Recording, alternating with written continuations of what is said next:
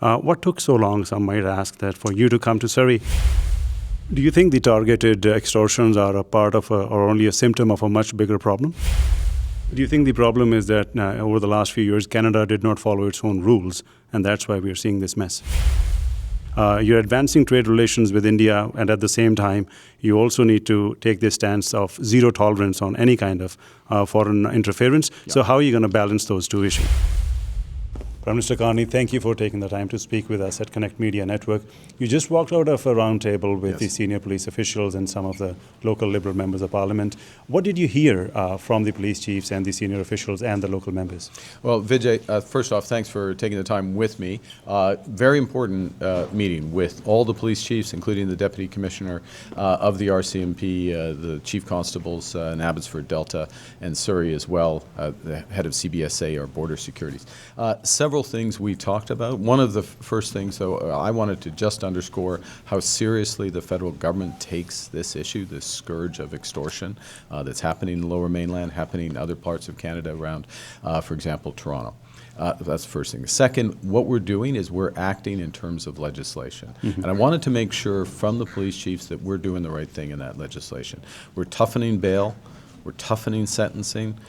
We are toughening the ability to investigate these crimes, to protect children, to protect people online, to deport criminals, etc. And I heard overwhelmingly, we're doing the right thing. What they want is Parliament and the Senate to pass this legislation. We're finally getting through a logjam in Parliament. The government's going to push hard, get this legislation across the line. That's the first thing. Second, big additional resources, Vijay, that we're putting in. 1,000 more border security officers, 1,000 more RCMP personnel, dedicated task force just in the last 2 weeks, another 20 RCMP down here in Lower Mainland, helicopters, others, working with local law enforcement to go after these gangs and prosecute them.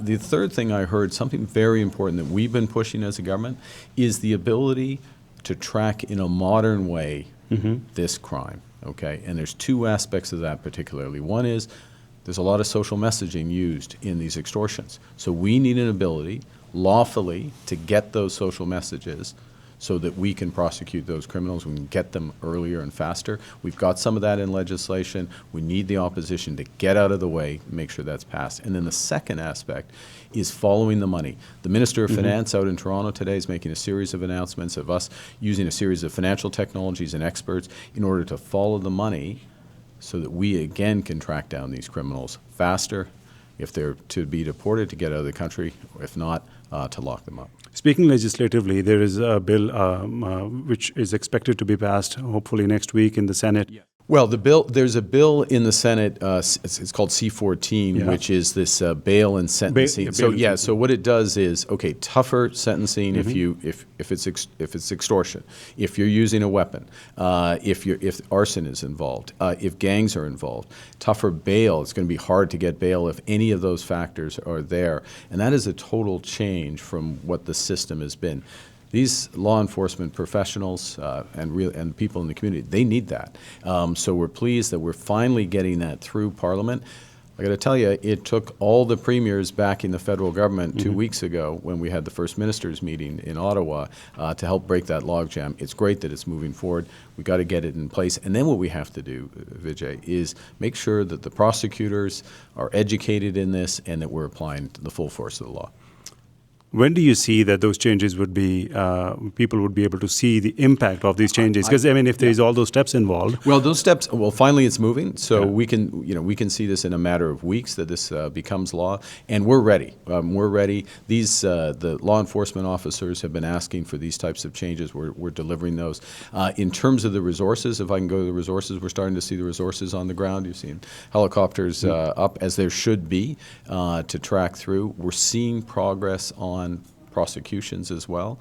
CBSA, our border services on deportations, we have a number of those working through the system now, and it's starting to accelerate, and a number of prosecutions that are there. And one of the things as well I heard in there, which I believe is very important, is we need to publicize those prosecutions when they happen, so people in the community see who is being prosecuted.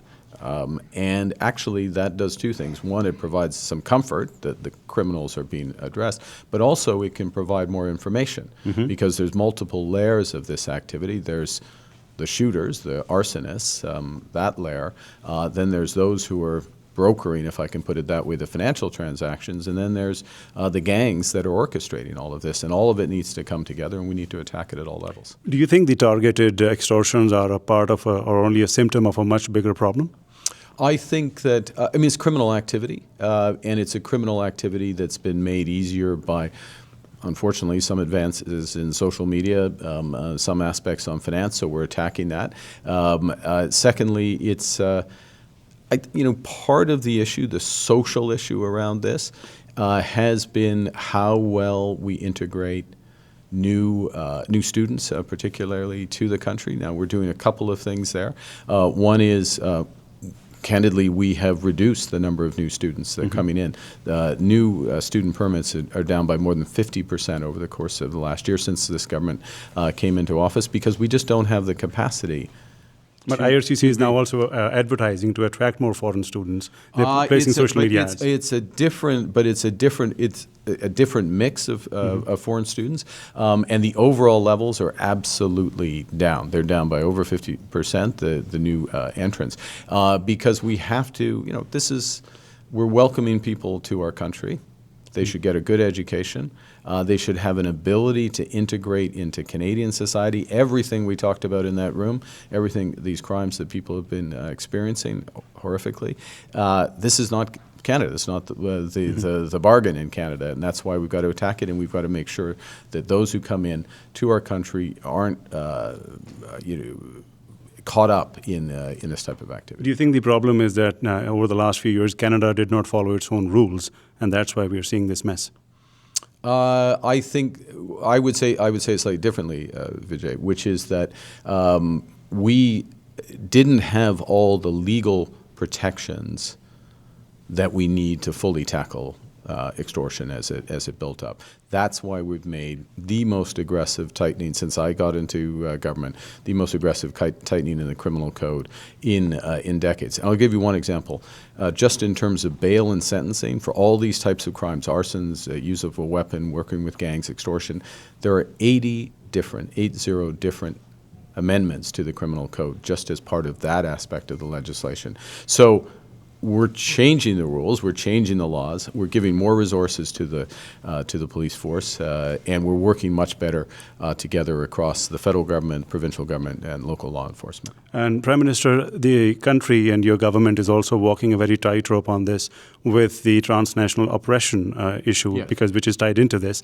You're advancing trade relations with India, and at the same time, you also need to take this stance of zero tolerance on any kind of foreign interference. Yeah. So how are you going to balance those two issues? Well, with whichever foreign entity, I'll put it that way, it's not necessarily the government, but it can be entities, we're resolute against transnational repression, foreign interference in any way, shape, or form. We're implementing all the recommendations of the Hague Commission, which looked into this.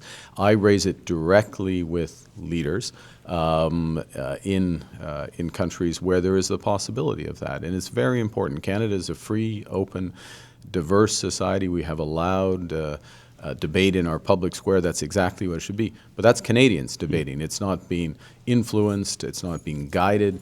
It's not or opinions being repressed by foreign entities. And this is a fundamental point.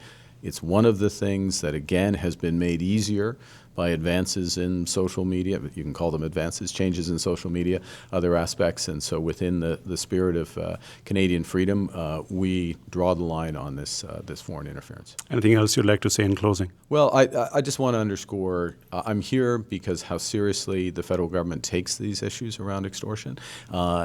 I'm here to make sure that the right resources are there, that people are working together, that the changes we're making to the laws are the right ones. I'm hearing that all of those things are the case. But I'm also here because this is such a great part of this country, the Lower Mainland. It's such an amazing society and culture, and I'm here to enjoy myself as well, and part of that. And part of the reason, of course, the basic thing is for us to address these issues. We are addressing them, and we will address them. We will stamp this out. But the reason to that is so that the citizens here can fully enjoy being in Canada. It's almost been a year next month since you became Prime Minister, and the extortion issue has been ongoing for much longer before that. What took so long, some might ask, that for you to come to Surrey and speak publicly on this? Well, I have been. Well, we've been acting on this since I came into government. So just to be clear, we have a great group of MPs in the Lower Mainland, and they are on this issue. They've fed directly into me, and that's why we have 6 different laws going through Parliament. It takes some time for laws to get through Parliament, but I've only been in government since less than a year. So we drafted these laws. We've moved them through Parliament. It's a minority Parliament. There's been obstruction by some in the opposition. Now we've broken through that obstruction, moving it forward. So that's the first thing.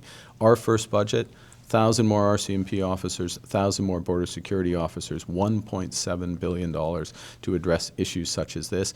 I've gone directly to foreign governments or foreign entities that can be part of the issue or part of the solution, to put it more positively, and address the issue with that. So I've been on it. I've been to the Lower Mainland. I've been to Surrey many times, getting together and following up on work that my ministers have been doing and the RCMP have been doing. Prime Minister, thank you so much for your time. We look forward to more conversations. Thank you. I look forward to it.